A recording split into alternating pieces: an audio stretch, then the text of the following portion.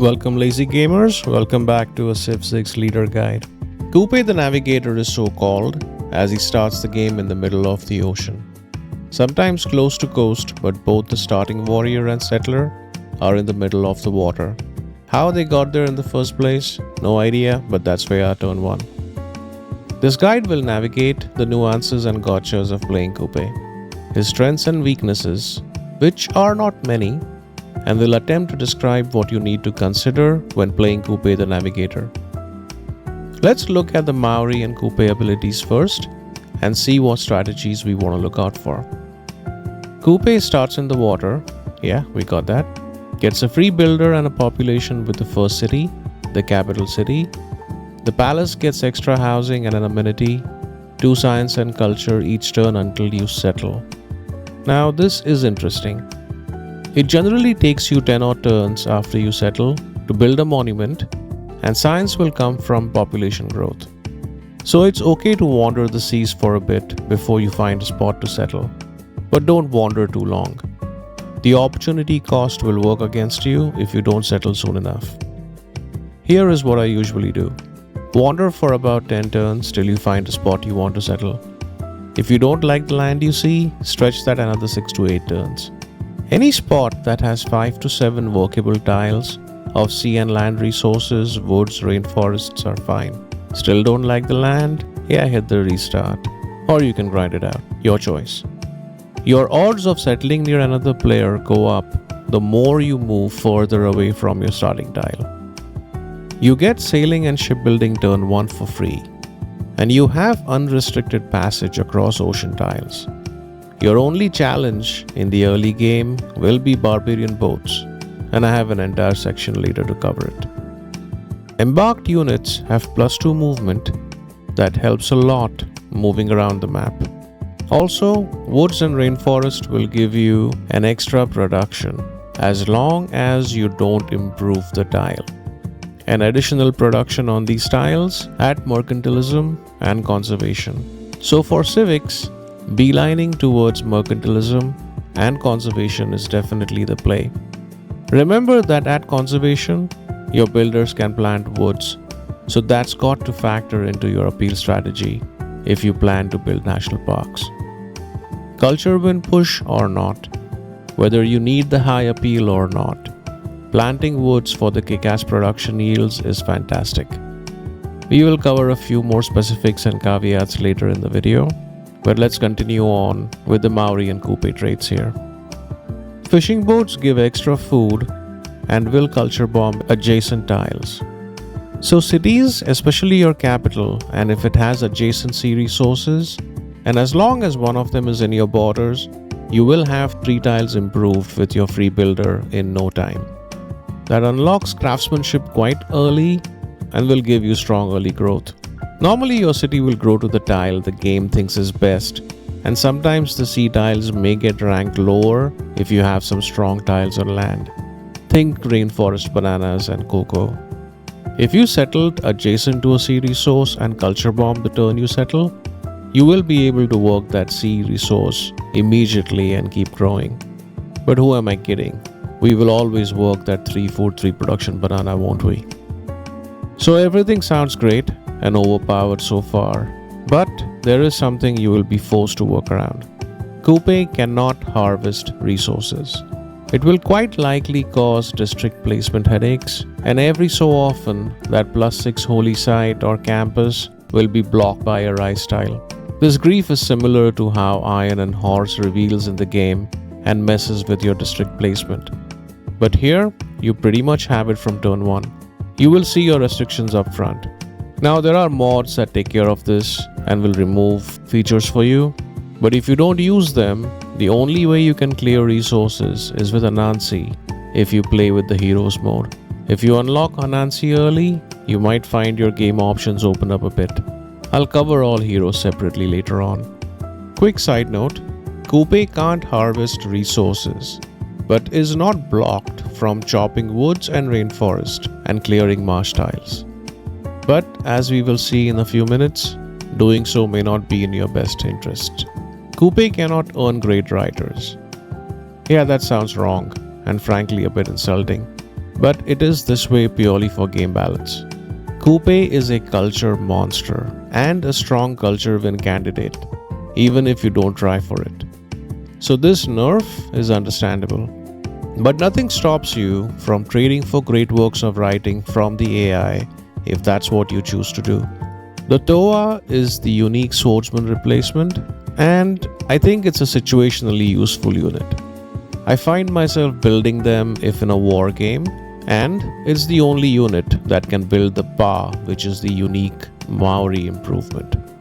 The Pa is a strong defensive improvement, but let's be real, if you're in a war game and on defense all the time, yeah, this improvement will help, but odds are your game is not going too well. On offense, this improvement is very situational and marginally useful.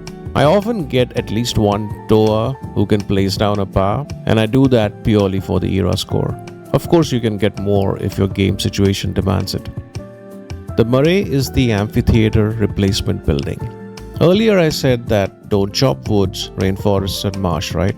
The reason is, with the Marae, all tiles with features, that is marsh, woods, rainforests, gain culture and faith, and tourism after flight is researched. With a strong central clutch of 6 to 8 cities, each with a theatre square and Marae, and you will be rocking out culture without needing rock bands. More woods, rainforests and marsh you have in your empire, the easier your culture win goes. Also note that volcanic soil also counts as a feature, so chopping woods, rainforest, marsh next to a volcano is not a bad strategy. When the volcano goes off, if it does, those tiles will turn into features. One nerf to the Marae, however, is it does not have any great work slots. So while discussing these Kupe Māori traits, we touched upon a little of the strategy, but there is a lot more to cover. Let's talk about game settings first and the ideal maps to play Kupe games. Playing on the Terra map is very popular with Kupe. Since you start in the ocean, there is a 50-50 chance that you will head out to the unpopulated continent, and settling there will allow you to sim in peace. It's a great setup if you are playing Kupe for the first time, but for me, being totally isolated has its challenges. Luckily, you can cross oceans fast.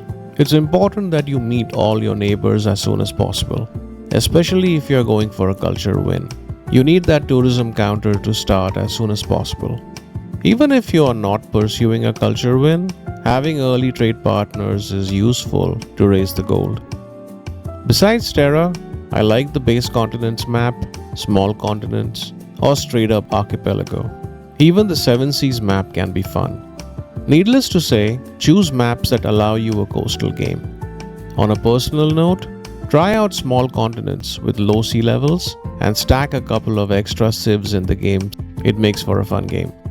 Now note that if you play with Legendary Start on, all the AI civs will have A+ land and definitely an A+ capital, while you start in the middle of the ocean and the map RNG will likely fail you.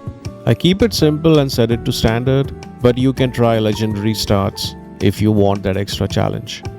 Playing on a hot and wet map definitely suits Kupe. All other game settings, I would say try different options and see what balance works for you. I like sparse resources just for the challenge. Game modes will make any Kupe game fun, so choose them if you must, but your starting and settling strategies and your eventual game win condition will be heavily influenced by the game modes and the choices you make in game. The first thing all players should do loading in a game as Kupe is hold down the Alt key and click the left mouse button to rotate the map to get an idea of how far the spawn is from the poles. Generally, the best wooded rainforest land will be in the center equatorial band. So rotating the map helps you spot where you are on the map relative to the equator.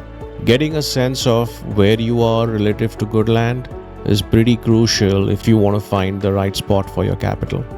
Where you settle and what your capital looks like will decide which win condition will eventually manifest. It will most likely be culture, but don't rule out other win conditions before you settle your first couple of cities.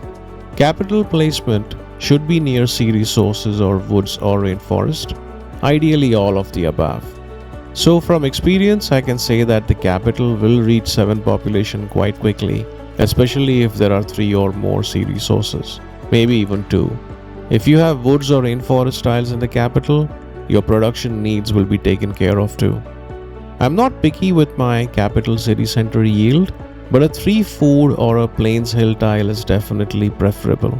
An advantage of settling a 3 food cattle or rice besides the extra growth, you don't have to worry about district placement logistics when it comes to tiles you cannot harvest.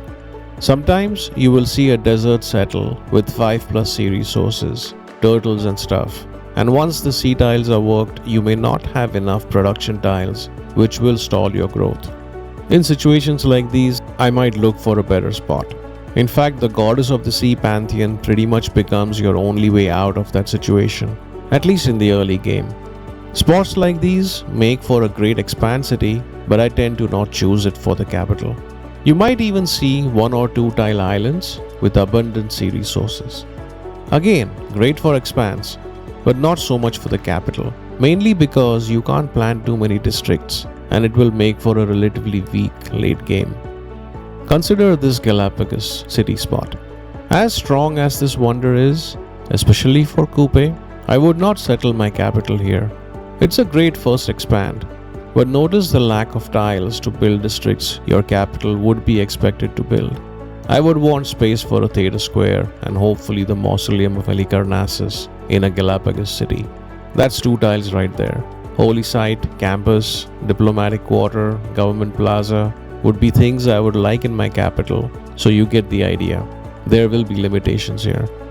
This is another Galapagos settle. Much better, and this is the city after getting the Marae and mausoleum of Halicarnassus. Notice that Liang was in here and I have fisheries on many of these tiles. Later in the game, a water park will further boost these sea tile yields along with a shipyard. Just by looking at the bare map, try to project what your capital will look like after 100 turns, and that will help you pick out the best city spot. Sometimes volcano settles are attractive, and when the volcano goes off, all adjacent Marae features are going to be replaced by volcanic soil, and volcanic soil counts as a feature too. So broadly, if your land is volcano heavy, pray for Rapa Nui in the game. We'll touch upon Rapa Nui shortly. Now, unless you inadvertently forward settle someone, your biggest early game headache is going to be barbarians, specifically barbarian boats. Holding off early AI war is not hard. You need to ensure your capital and likely other cities are defensively placed. But barbarians are going to be another story on a water map.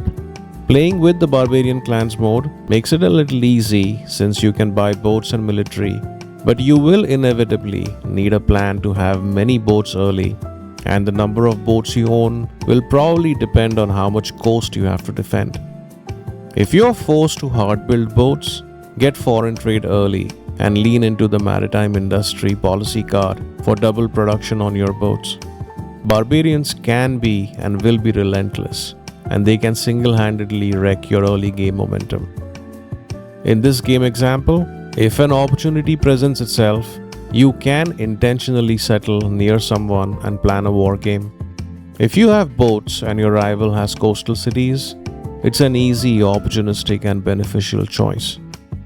Although situational and map dependent, a Kupe game can lean into a domination win quite easily. And sometimes, the game simply holds your hand and makes most early decisions so easy. Look at this wonder start. Albeit desert, but we have the option to earn Hercules. In this specific scenario, I would start with a holy site, or a preserve, or both. Now if only I can figure out how to grow the city fast. That's not gonna be easy. Unless you have immediate faith tiles to work, or if you had first meet on a religious city-state, the AI will have first dibs on most of the good pantheons.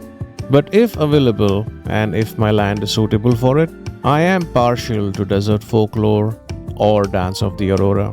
Sacred Path can work too for Kupe. These give extra adjacencies from deserts, tundra and rainforest tiles. The Free Settler or Faith on Appeal are strong options. Odds are, however, most will choose God of the Sea. It's a universal favorite for Kupe players, and this Pantheon holds its own way into the late game. But play the map and choose what's best for you. Whether to go for a religion or not is a purely personal preference. You can make either choice work for you, but if you do want a religion, I would plan for it turn 1. Wonder Settles will be overpowered for a religion game, the land wonders that is. Even without strong available adjacencies, a religion can be planned for. Choral music is my go-to here, with beliefs that lean into culture and faith. If I'm food and growth starved, Feed the World will help plenty. If choosing religion first, I'm putting down the holy site as soon as possible and running prayers to gain the prophet. You want to try to be the first to the prophet to get the exact religion flavor you want.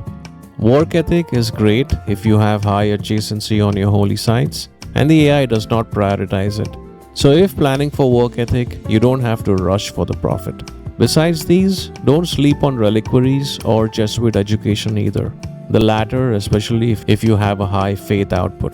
A point to keep in the back of your mind is that if a holy site is your first district, and you will probably want a harbor for a coastal settle anyways, which would be district number 2, planning a government plaza or a campus later, well, you see the problem. Your theater square will be built quite late, which means late Marae, and its benefits come much later.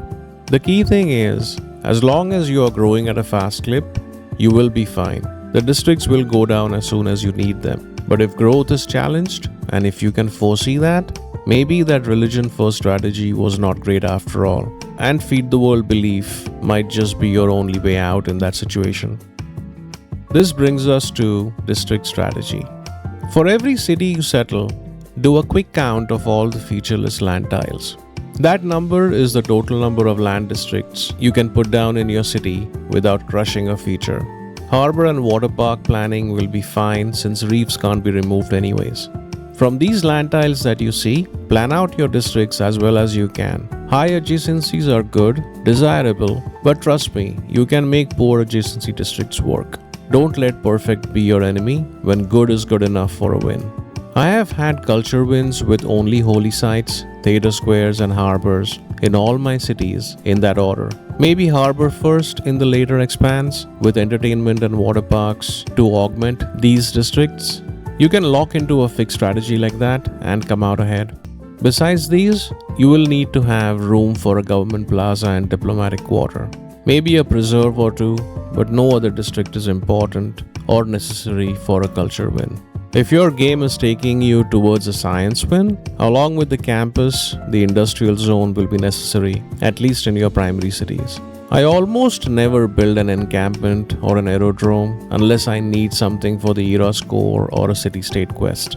As for commercial zones, you really don't need them with Kupe, but I compulsively try to place a city center, harbor and commercial hub in a triangle. That's just me. One situation where I will prioritize commercial hubs higher is if I have chosen the Owls of Minerva Society. The second promotion in that tree lets you build the Gilded Vault, which is the bank replacement, and will give you an extra trade route if your city has a harbor. The preserves, however, can be good since these Kupe games are at heart an appeal play. Inland cities can benefit a lot with preserves. In some games, you might see an opportunity to go preserve first, or maybe you want a religion and have a holy site before the preserve. But once again, you will need to get to 10 population to add a harbor and theater square to that set. Things will take time to set up.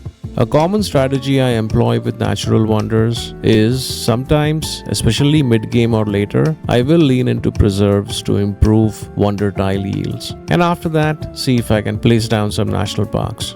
Archipelago maps or other maps where land masses are not too large will limit districts in your cities naturally. Consider the government plaza, for example. I like to stack districts optimally around it, but Kupe may not have that luxury often. Don't be picky where to place the government plaza as Kupe. You will quickly realize that having the district down is far more important than having it in the most ideal place possible. What are the high-impact city-states for Kupe? Well, all culture city-states and Auckland are my top priority to suzerain. Among the culture ones, Nan-Madol is my personal favorite for Kupe. All except Vilnius maybe give Kupe a lot of benefits. Vilnius boosts theta square adjacencies, and very often as Kupe my theta squares just don't have high adjacency. So pass on Vilnius. All trade city-states are next on my list. Religion city-states next, if you have a religion game. Other industrial, scientific or militaristic city-states might become situationally relevant, but you don't have to go out of your way to woo them. Some exceptions are Valletta if you have a high faith game, Cardiff for some late game power benefits, Brussels, Buenos Aires, Johannesburg and Mexico City for their benefits, but unless they are my only options, I won't prioritize them over the others above.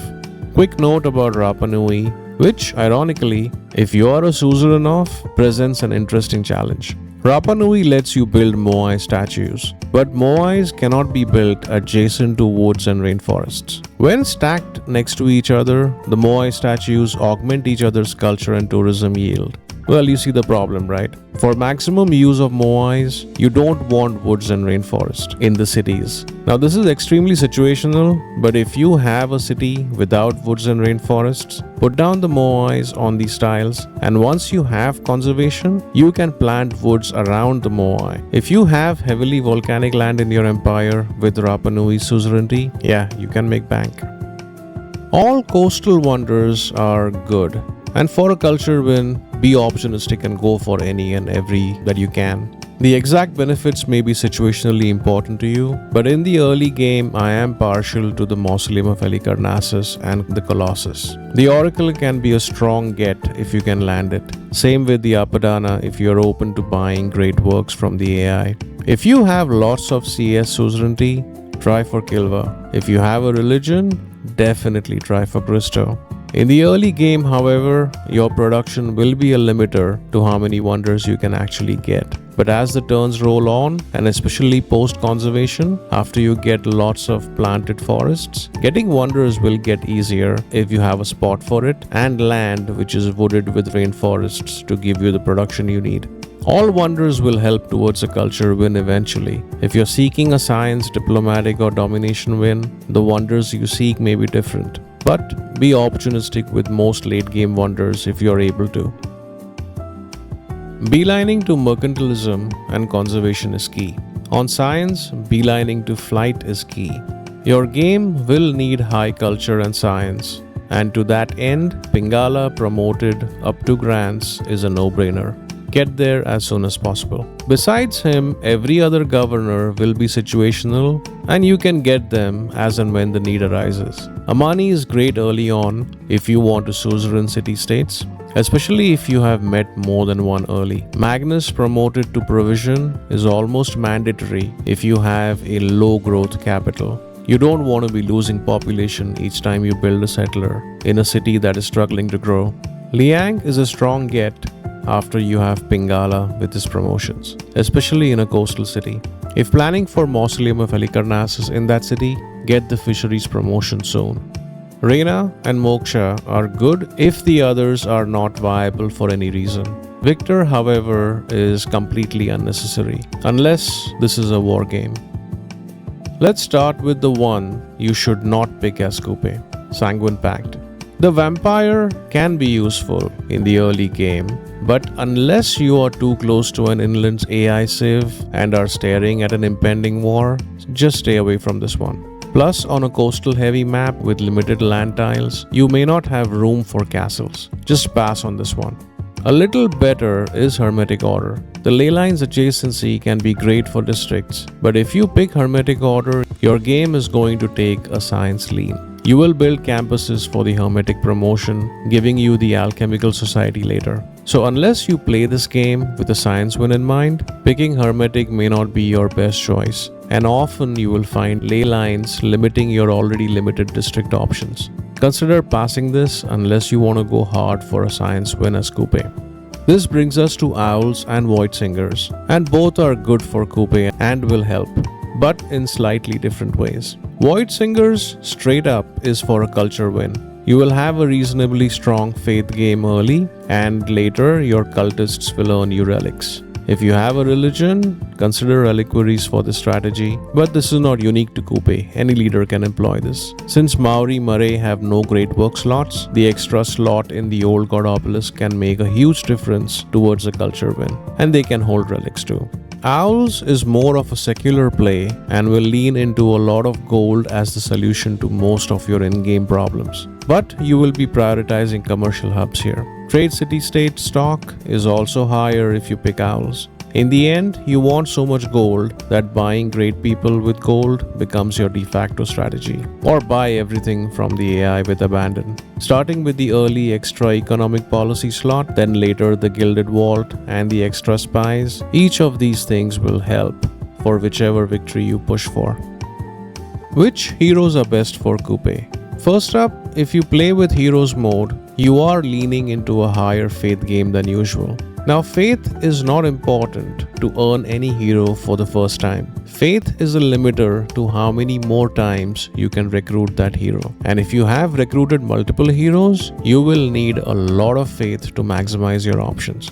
There are 3 heroes who are a priority for Kupe, who I am partial to.